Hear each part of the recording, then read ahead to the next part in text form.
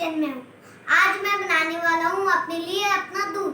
तो सबसे पहले दूध बनाने के लिए हमें एक कप चाहिए। फिर दूध गर्म करना है। फिर दूध गर्म, और जब तक दूध गर्म हो रहा है इसमें ये कॉम्प्लेन डालना है, थोड़ा ज़्यादा ही होगा।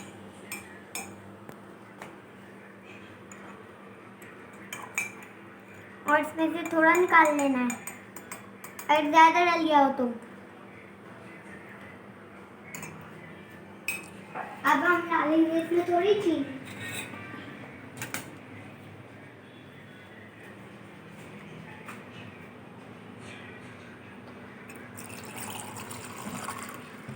अब यार चीनी तो डाल, अब हम डालेंगे इसमें थोड़ी चीनी। पापा चीनी उतार दो। तो ये रही चीनी का बॉक्स। अब इसको हम ओपन करते हैं।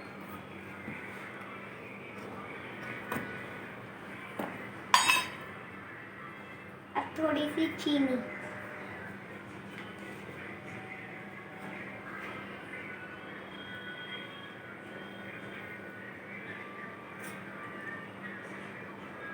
बस। अब हम इसको बंद करेंगे इन दोनों को।